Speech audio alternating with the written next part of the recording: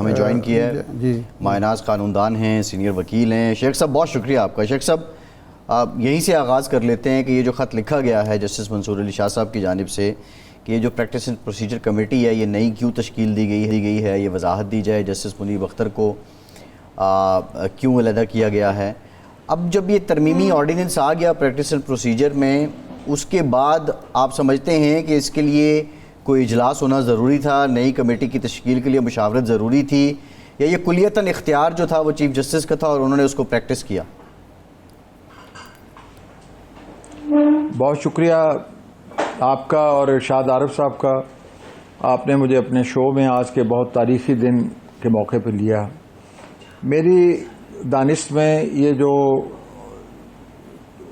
Chief justice قاضی فائز عیسیٰ صاحب نے بہت بڑا انقلاب برپا کیا تھا عدالتی تاریخ میں, اپنے حلف کے اگلے دن فل کورٹ میٹنگ بلا کر اور جملہ معاملات تشکیل بینچ کے متعلق اس کے سامنے رکھ کر, میں یہ سمجھتا ہوں کہ یہ جو موجودہ پریکٹس اینڈ پروسیجر ایکٹ کی امینڈمنٹ ہے یہ پرسنل اسپیسیفک ہے اور یہ نیک نیتی پہ مبنی نہیں ہے.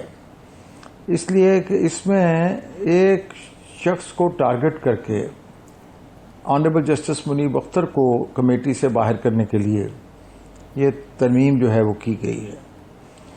میں personal specific laws, personal specific constitutional amendments یا پرسنل اسپیسیفک ڈسپنسیشنز کبھی بھی نیک نیتی پہ مبنی نہیں ہوتی اور ان سے اوائڈ کرنا چاہیے.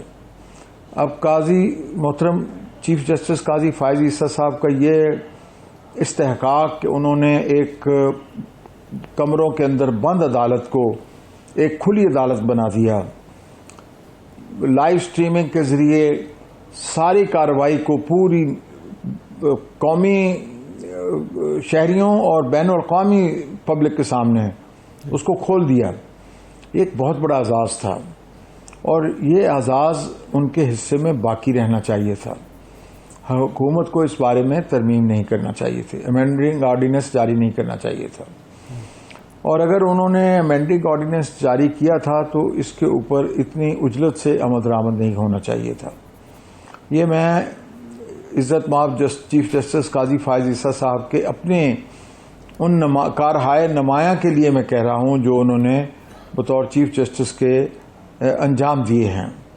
تو یہ اس سے ان کی جو اتنی قداور شخصیت تھی اس میں جس نے بھی یہ کام کیا اس نے اس میں کوئی اضافہ نہیں کیا, اس کو کمپرومائز کرنے کی کوشش کی ہے. دیکھیے بینچز کوئی بھی ہوں, وہ سپریم کورٹ کے بینچز ہیں.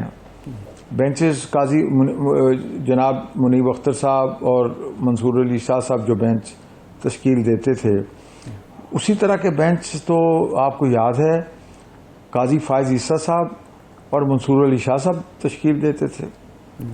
دونوں کا چونکہ میلان طبع یکساں تھا تو اس لیے اس بات کی ضرورت میرے خیال میں نہیں تھی کہ قاضی فائز عیسیٰ صاحب کو منصور علی شاہ صاحب کی موجودگی میں اس آرڈیننس پہ عمل درآمد اجلت کے ساتھ کرنا چاہیے تھا.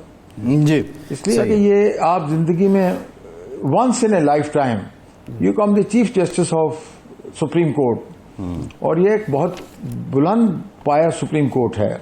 اس کا بہت مقام ہے اقوام عالم کی عدلیہ میں, اس کا بڑا مقام ہے. اس کی ججمنٹس جو ہیں بشمول آج کے دور کی جو تفصیلی وجوہات جاری کی ہیں جسٹس منصور علی شاہ صاحب نے, انہیں کسی بھی طور پہ امریکی عدالتوں اور برطانوی عدالتوں اور کامن لا یا سول لا کنٹریز کی اعلیٰ ترین عدالتوں سے کم تر درجہ اور مقام نہیں دیا جا سکتا. انہوں نے بہت اچھی ججمنٹ. شیخ صاحب قطع کرنا معاف, آپ اس طرح ہے جس طرح موتی جڑے ہیں. جی شیخ صاحب یہ فیصلے کی طرف آپ آ گئے, جو تفصیلی فیصلہ جاری ہوا ہم اسی طرف ہی آتے ہیں. سوال یہ ہے کہ آج جو 8 ججز کا فیصلہ آیا, آپ نے اسے کہا کہ یہ امریکی اور برطانوی سپریم کورٹس کے سطح کا فیصلہ ہے, موتی جڑے گئے ہیں اس میں. لیکن اعظم نذیر تارڑ صاحب آج یہ فرما رہے تھے اور کئی اور لوگوں کا بھی کہنا ہے کہ ایک تو یہ فیصلہ جو ہے کوئی کانسٹیٹیوشنل ریفرنس نہیں دیا گیا اور ایک پارٹی کی فیور کی گئی. دوسرا یہ ہے کہ 2 ججز کا جو فیصلہ تھا جنہوں نے کہا تھا کہ اس فیصلے پر عمل درآمد کی ضرورت نہیں ہے، وہ بہت اچھا تھا اور آئین کے مطابق تھا. اور تیسری بات انہوں نے یہ کہی کہ جی چونکہ قانون سازی ہو چکی ہے، اب اس فیصلے کی کوئی اہمیت نہیں، اس پر عمل درآمد ضروری نہیں ہے. تو آپ اس فیصلے کو کس طرح دیکھتے ہیں، اور کیا واقعی اب اس پر عمل درآمد ہو سکتا ہے، ہونا چاہیے یا نہیں ہوگا؟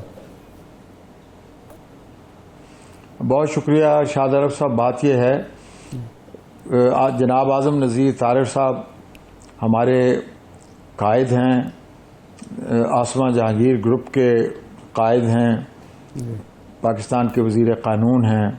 میں ذاتی طور پر ان کا بڑا احترام کرتا ہوں. ان سے مجھے جب انہوں نے لاہور ہائی کورٹ بار کے سیکرٹری کا الیکشن لڑا تو میں شاید ان پہلے وکلاء میں سے تھا جنہوں نے ان کی تائید اور ان کی حمایت کی، ان کو اپنی حمایت کا یقین دلایا، اور پھر اللہ نے ان کو کامیابی سے ہمکنار کیا. اس کے بعد وہ بار کونسل کی پالیٹکس میں بھی ہیں، اور اس وقت جو بار کونسل میں جو رولنگ گروپ ہے وہ اس کے ممتاز رہنماؤں میں شامل ہوتے ہیں. میں یہ سمجھتا ہوں کہ یہ کہنا کہ یہ قانون آنے سے یہ فیصلہ غیر مؤثر ہو گیا ہے، اگر اس قانون سازی کے عمل میں سپریم کورٹ کا پہلے سے سنا ہوا اعلان کردہ فیصلہ اگر متاثر ہونا تھا تو پھر انہوں نے اتنی تاخیر کیوں کی؟ پھر وہ اس قانون پہ عمل درآمد کرتے ہوئے کوئی ایکشن لے لیتے. جی حقیقت یہ ہے، وہ کہتے ہیں کوئی حوالہ نہیں ہے. ابھی آپ نے کہا کہ انہوں نے کہا کوئی حوالہ نہیں ہے. انہوں نے جس عزت مآب جسٹس منصور علی شاہ صاحب نے، سینئر پیونی جج نے، اس پہ محترمہ بے نظیر بھٹو شہید کے حق میں فل کورٹ کے 2 فیصلوں پہ انحصار کیا ہے. اچھا. اور محترم جناب میاں نواز شریف صاحب کے 93 کے فیصلے پر، جن سے ان کی اسمبلی بحال ہوئی تھی، اچھا، اور جن میں میں بھی ایک وکیل تھا، جی، اس پہ انحصار کیا ہے. اور یہ پاکستانی سپریم کورٹ کے 3 فیصلوں کی میں بات کر رہا ہوں. جی. ہر استدلال پہ انہوں نے نہ صرف پاکستانی عدالتوں کی جو پریسیڈنٹس ہیں ان پہ انحصار کیا ہے، بلکہ بین الاقوامی تناظر میں اس طرح کی جانے والی قانون سازی کو بھرپور انداز میں اینالائز کر کے اس کو ڈٹرمن کیا ہے. اچھا.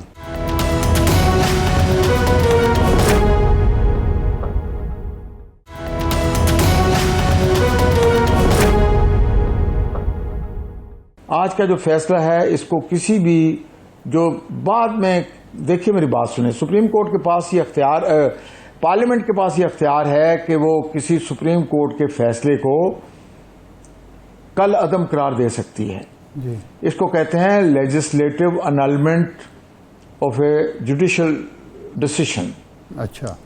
Legislative annulment of judicial decision یہ ہمیشہ اس فیصلے کے بعد کی جانے والی قانون سازی سے ہوتا ہے، اور اس کا ریفرنس دیتا ہے کہ یہ پارلیمنٹ فلاں قانون کو فلاں ججمنٹ کو کل عدم قرار دیتی ہے. ٹھیک. پاکستان کی پارلیمنٹ نے ایسا کوئی قانون پاس نہیں کیا. اچھا. پاکستان کی پارلیمنٹ نے الیکشن ایکٹ میں ترمیم کی ہے، جس کو ابھی تک جس کی کوئی جانچ پڑتال سپریم کورٹ نے نہیں کی، کسی ہائی کورٹ نے نہیں کی. اگرچہ میری دانست میں کچھ پٹیشنز پینڈنگ ہیں ہائی کورٹس میں، جی، لیکن کسی کورٹ نے ابھی تک اس کو ایڈجوڈیکیٹ نہیں کیا کہ وہ کیسا لا ہے، ویلڈ لا ہے یا ان ویلڈ لا ہے.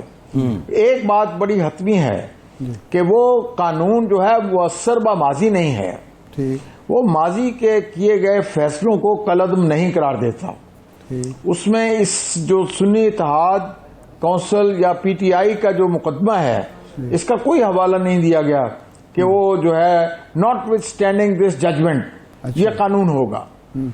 جب تک اس طرح کی انلمنٹ نہ کی جائے آپ اس فیصلے کو بلٹل نہیں کر سکتے.